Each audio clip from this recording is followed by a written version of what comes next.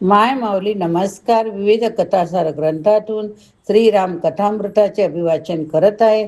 लाभ घ्या, लाभ द्या. माऊलींना बोला जय श्रीराम, जय जय राम. श्रवण करा, इतर माऊलींना श्रवण करावा. प्रतिक्रियेतली आहे जय श्रीराम.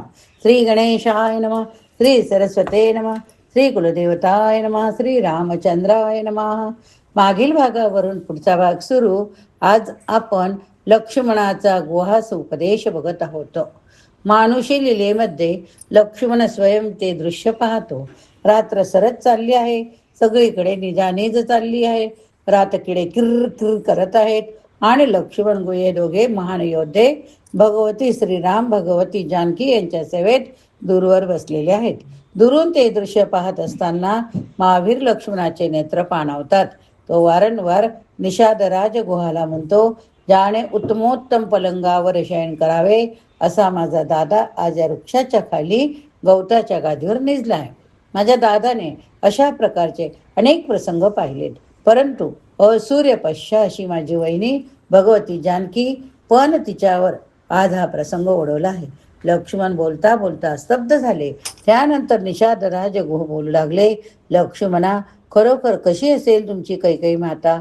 तुमच्यासारख्या एवढ्या कोळ्या कोळ्या मुलांना भगवती सीतेसारख्या अत्यंत श्रेष्ठ राजलक्ष्मीला तिने वनामध्ये पाठवावे. लक्ष्मणाने निषाद राजाच्या खांद्यावर हात ठेवला. सांगितले, विसर या गोष्टी. वा, या जगामध्ये घडणाऱ्या गोष्टीचा दोष कधी कुणाला द्यायचा नसतो. बोलता बोलता लक्ष्मणाच्या श्रीमुखातून अतिदिव्य ज्ञानाचा उपदेश बाहेर पडला.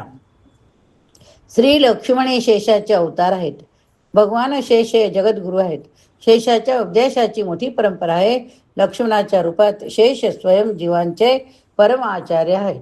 लक्ष्मणाचे गुरुत्व जागृत झाले.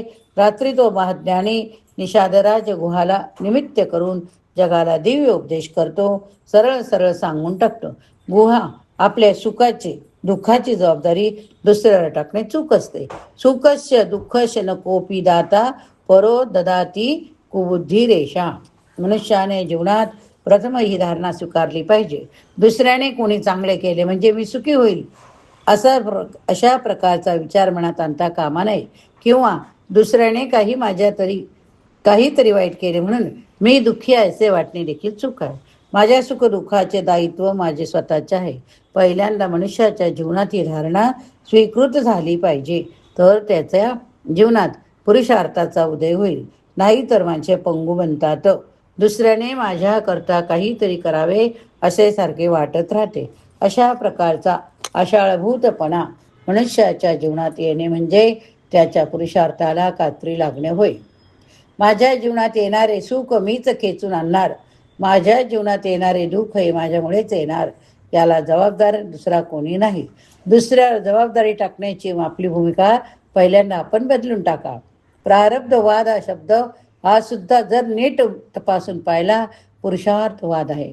मी पूर्वी केव्हा तरी जे कर्म केले त्याचे फळ मला आज मिळाले आहे. मग या चक्रातून बाहेर पडण्याचा उपाय मला सुचला पाहिजे. तो उपाय एकच आहे.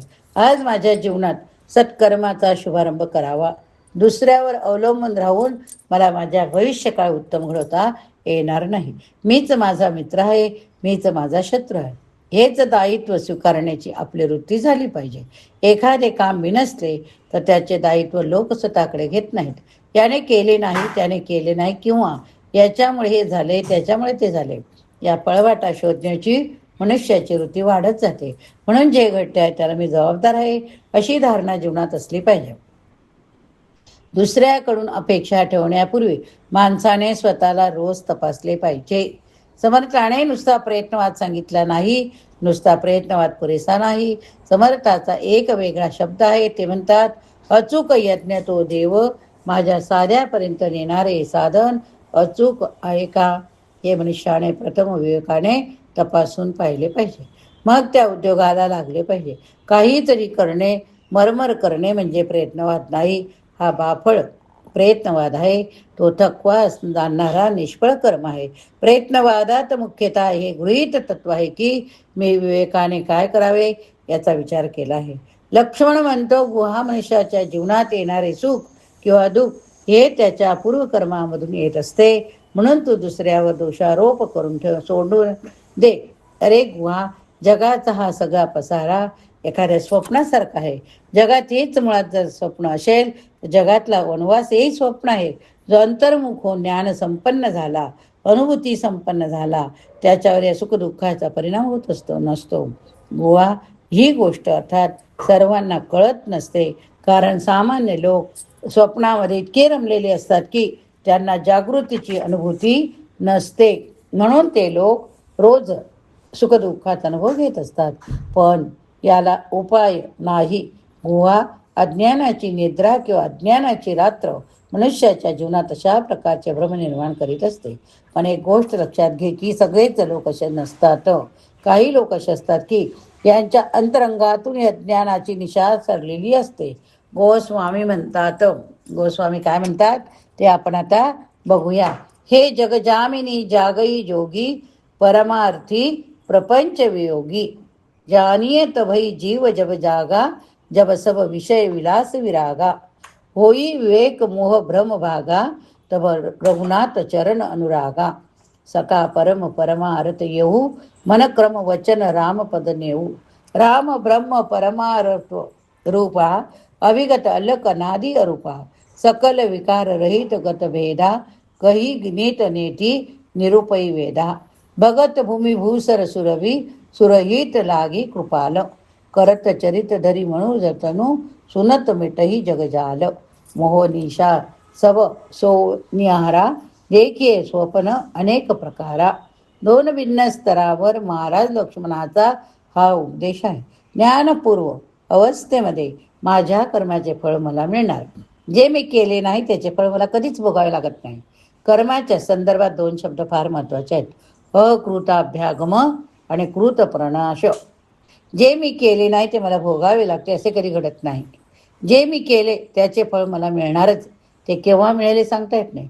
भगवंताचा तो सुपर जम्बो कॉम्प्युटर कधी चुकणार नाही. माणसाच्या हातून चूक होऊ शकते.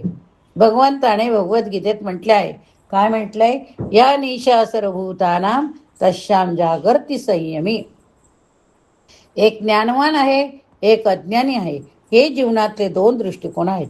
विनोबा म्हणतात, सर्व भूते जेथे जागी ज्ञानी योग्यास रात्रती एकांच दर्शन हे अज्ञान ग्रस्त अवस्थेतील आहे. त्यामुळे त्याला ज्या गोष्टीचे फार महत्त्व वाटते त्याचे तेवढे महत्त्व ज्ञानी सत्पुरुषाला वाटत नाही. कारण त्याची दृष्टी बदललेली आहे.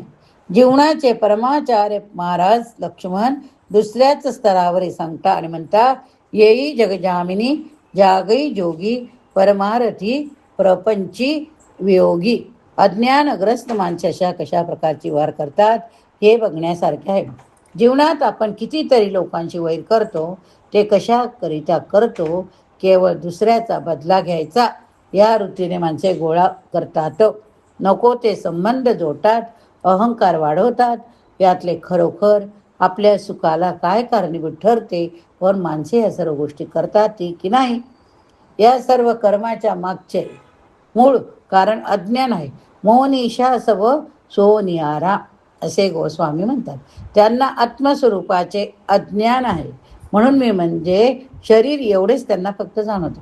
मी देह ही भावना जेवढी दृढ असेल तितकेच जीवनामध्ये अधिक पातक होईल. तितके जीवनामध्ये अधिक दुःख विकत घ्यावे लागेल. तितके जीवनामध्ये अधिक मन अटकत राहील. अहम किंवा मी हा एक साधा शब्द आहे. पण हा मी काही लोकांच्या देहाला चिकटलेला आहे.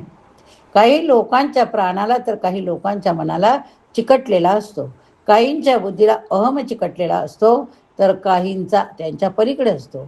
आता ज्या ठिकाणी माणसाचा अहम चिकटलेला असेल त्या प्रकारच्या त्याच्या संवेदना असतील. भगवान ऋषभदेवाची कथा भागवतामध्ये येते. आता हे अगदी टोकाचे उदाहरण मी आपल्याला देतो. भगवान ऋषभदेहाचा देह जळून गेला. त्यांना त्याचे काहीच वाटले नाही. आपण ज्याप्रमाणे वनातले एखादे झाड जळताना किंवा एखादा खांब जळताना पाहतो त्याप्रमाणे आपले हातपाय जळत असलेले ऋषभदेव शांतपणे पाहतात. त्या दावाग्नीमधून ऋषभदेवांना उठता आले असते अथवा पळून जाता आले असते, पण त्यांचा जाणवियेचा स्तरच निराळा आहे. आपला शर्ट फाटला असताना त्याला आपण जेवढे महत्त्व देऊ तेवढेच महत्त्व ज्ञानी मनुष्य देहाच्या फाटण्याला देतो. त्याला त्याचे काहीच वाटत नाही. म्हणून या ठिकाणी मोह अज्ञान याचा अर्थ देहबुद्धी सगळा प्रपंच हा देहबुद्धीत बुडालेला आहे. जीवनातल्या सगळ्या समस्या आपल्या मनातील देहबुद्धीमुळे आहेत. आपण यावच्च चंद्र दिवा करवू जगणार आहोत असे समजून माणसे आयुष्यभर सगळ्यांना संतप्त करीत असतात. ऋषभदेवाने आपल्या स्वतःच्या मुलांना जो उपदेश केला आहे त्यात एक महत्वाची गोष्ट सांगितली. कोणती? अन्य अन्य वैरा सुखलैश हेतो अनंत दुःखम न च वेदमुडाहा. एका छोट्याशा सुखाच्या बिंदूकरिता माणसे आयुष्यभर वैर धरून बसलेले असतात. 20-20, 25-25 वर्ष वैर त्यांच्या डोक्यात असते. इतकेच नव्हे तर अशा प्रकारचे वैर टिकवून ठेवणे याला ते पुरुषार्थ समजतात. हे घोर अज्ञान होय. गीतेत भगवंत सांगतात, दंभो दर्पोभिमानच्च क्रोधा पारुष मेवच. हे सारे देह बुद्धीतून जन्माला येते. त्याने मला दुःख दिले. हा माझा शत्रू, तो माझा शत्रू, याला मी ठिकाणावर आणेल. मी ठिकाणाला लावले. आता त्याच्याकडे बघतोच. सगळे कशातून जन्माला आले? तर देहबुद्धीतून. देहाचे सुख, देहाचे दुःखच आपल्याला महत्वाचे वाटू लागले. जीवनात या गोष्टी अशाच घडत राहणार. ज्ञानी मनुष्य प्रथम आपल्या स्वप्नातून जागे होतात. जगात सगळे लोक काही निद्राधीन असत नाहीत. सगळ्या लोकांनी अज्ञानाच्या निद्रेत आपले भान हरवलेले नाही. म्हणून आज जे माझ्यासमोर वाढून आलेले फळ आले ते माझ्याच कुठल्या तरी कर्माचे असले पाहिजे. त्याशिवाय ते होणार नाही हे लक्षात घ्यायला हवे. चुकून चूक घडली तर तो दुसऱ्यावर दोषारोप नाही करणार. तसेच तो घडलेली चूक पुन्हा पुन्हा नाही करणार. म्हणून जीवांचे परमाचार्य महाराज लक्ष्मण म्हणतात, गुहा वास्तविकता ही आहे की ते जगत स्वप्नासारखे होय. ज्ञानेश्वरीच्या 16व्या अध्यायाच्या सुरुवातीलाच माऊलींनी चित्तसूर्याचे रूप करताना ज्या ओव्या सांगितल्या त्या फार महत्वाच्या आहेत. मावळ वीत विश्वाभासू नवल उदयला चंडाशू अद्वयब्जिनी विकासू वंदू आता विश्वाचा हा भास. ज्ञानपूर्वकालामध्ये अनुभवाला येतो, आभास अनुभवाला येणे असे म्हणणे देखील चूक आहे. जीवाला भ्रम अज्ञानामुळे झाला. मोह निशा समोह सोय सोय निहारा देखिये स्वप्न अनेक प्रकारा. या ठिकाणी गोस्वामीजींनी फार सुंदर उपमा दिली आहे. एका राजाला स्वप्न पडले. स्वप्नात तो भिकारी झाला. सगळे काय घालून बसला. पुष्कळ वर्ष तो भिक्षाच मागित राहिला. सगळे राज्य घालून तो भिक्षाटन करीत राहिला. त्याला खूप वाईट वाटले. पश्चाताप होतो. स्वप्नामध्ये त्याने 20 वर्ष भिक्षा मागितली. जागृतीमध्ये 15 वर्ष राज्य केले. स्वप्न खरे की जागृती खरे? त्याला स्वप्न फक्त अर्धा मिनिट दिसले, पण तो भिक्षा 20 वर्ष मागत होता. अज्ञानाच्या अवस्थेत दिसणारे प्रत्येक स्वप्न हे सापेक्ष आहे. या उलट एका भिकाऱ्याला राजा झाल्याचे स्वप्न पडले. स्वप्नात त्याने 20 वर्ष राज्य केले. तो जागा झाला तेव्हा राज्य वगैरे काही नाही हे पाहून रडू लागला. आता यातील काय खरे आहे? अनुभूतीचे स्तर भिन्न भिन्न आहेत. तेव्हा सामान्य माणसे दुःखाने व्याकुळ झाली तरी ज्ञानी माणसाला त्याचे काहीच वाटत नाही. कारण त्याला ठाऊक असते की जग हे स्वप्न आहे. जे घडेल ते त्याला ठीक वाटते. ज्या दिवशी ते उपलब्ध झाले त्यामध्ये तो निर्वाह करतो. त्याची वृत्ती भिक्षेची असते. पोटातील पिशवीचे खळगे भरणे आवश्यक असते एवढे तो स्वीकारतो. ज्या ठिकाणी विलासिता असेल त्या ठिकाणी ज्ञान नाही असे समजा. यातील एक महत्वाची गोष्ट गोस्वामीजींनी म्हटली होते, विवेक मोह भ्रम भागा तब रघुनाथ चरण अनुरागा. ज्याचे अज्ञान संपले, ज्याच्या अंतकरणामध्ये विवेकाचा उदय झाला, त्याच्या जीवनात खरे रामप्रेम अवतरित होते. अनेक वेळा लोकांना असे वाटते की ज्ञान भक्ती यांचे आपापसात जमत नाही. पण एक महत्वाचा सिद्धांत आपल्या जीवनात लक्षात असू द्या की ज्ञान झाल्याशिवाय खऱ्या भक्तीचा उदय होत नाही. ज्ञान होईपर्यंतची भक्ती सुद्धा गौणी भक्ती आहे. आपण भगवंतावर प्रेम करतो हे श्रद्धेतून निर्माण झालेले प्रेम. हे प्रेम चांगले आहे, पण या प्रेमाची पराकोटीची अवस्था केव्हा होणार? पराकोटीची अवस्था केव्हा येणार?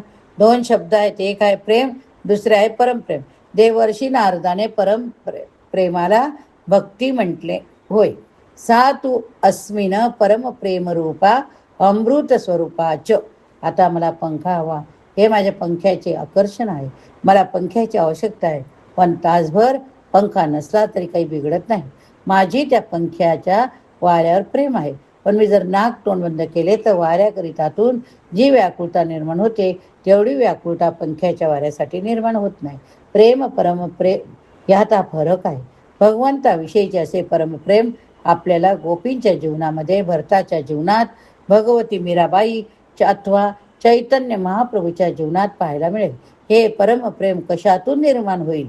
वैकुंठातील देवाबद्दल किंवा अयोध्येतील रामाबद्दल लगेच परमप्रेम उत्पन्न होणार नाही. पण जेव्हा हे लक्षात येईल की तो राम केवळ अयोध्येत नाही, तर तो माझ्या जीवीचा जीवलग आहे, तोच माझा प्राण आहे, तोच माझ्या रक्ताचे अभिसरण करवतो, तोच माझे हृदय चालवतो, तसेच तोच माझे अन्न पचवतो. हा देह मला जितका जवळ आहे त्याहीपेक्षा तो राम मला अधिक जवळ आहे. हे जेव्हा लक्षात येईल त्यावेळी त्या रामा वाचून आपण 5 मिनिटे देखील जगू शकणार नाही. संतांनी आम्हाला नेमके हे शिकवले. गोस्वामी म्हणतात, काय म्हणतात गोस्वामी ते आपण आता पुढच्या भागात बघूया. या ठिकाणी हा भाग संपवूया. बोला जय श्रीराम. श्रीराम जय राम, जय जय राम. श्रीराम जय राम, जय जय राम. श्रीराम जय राम, जय जय राम. श्रीराम जय राम, जय जय राम.